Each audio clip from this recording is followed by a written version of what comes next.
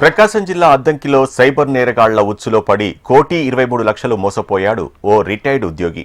అద్దంకిలో నివాసం ఉంటున్న నాగేశ్వరరావు మీరు నగదు హవాలా చేస్తున్నారని, అందుకు దంపతులను అరెస్ట్ చేస్తున్నామని బెదిరించారు.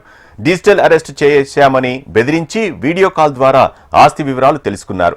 సైబర్ కేటుగాళ్లు హవాలా చేస్తున్నందున వెంటనే మీ ఇంట్లో ఉన్న బంగారం, షేర్లు అమ్మి తాము చెప్పిన అకౌంట్లో డబ్బులు వేయాలని డిమాండ్ చేశారు. నాగేశ్వరరావు ఆధార్ కార్డు ద్వారా సైబర్ నేరగాళ్లు Canara bank duplicate account open చేసి వాట్సాప్లో పంపించారు. అప్పటికే తీవ్రంగా భయపడిపోయిన నాగేశ్వరరావు 3 దఫాలుగా నగదు బదిలీ చేశారు. ఇల్లు కూడా అమ్మి 4 రోజుల్లో డబ్బులు ఇవ్వాలని డిమాండ్ చేయడంతో చేసేదేం లేక పోలీసులను ఆశ్రయించారు. దీంతో కేసు నమోదు చేసి దర్యాప్తు చేపట్టారు.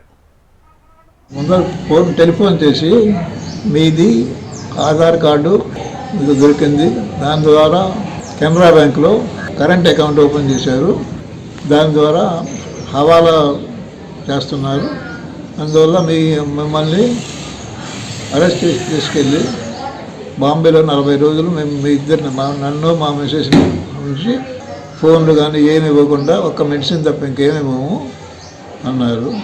నేను బాంబేలో 40 డేస్ ఉండలేను అని అంటే, అయితే ఆన్లైన్లో మిమ్మల్ని వెరిఫై చేస్తామని చెప్పి ముందర మీ దగ్గర నా ఆస్తులన్నీ చెప్పమన్నాడు. చెప్పాను. తర్వాత నేను వాళ్ళది మామూలుగా సిబిఐ అనుకున్నాను. తర్వాత వాళ్ళు కోర్టు సీన్ క్రియేట్ చేసి దానిలో నన్ను ఆన్లైన్లో వెరిఫై చేయడానికి జడ్జి గారు ఒప్పుకున్నాడు. అలా అయిన తర్వాత నా దగ్గర ఉన్న షేర్లన్నీ అమ్మి ఆ డబ్బులన్నీ కట్టమన్నారు. అవన్నీ 3 ఇన్స్టాల్మెంట్స్లో కట్టాను. తర్వాత ఇక నా దగ్గర షేర్స్ మొత్తం అయిపోయాయి.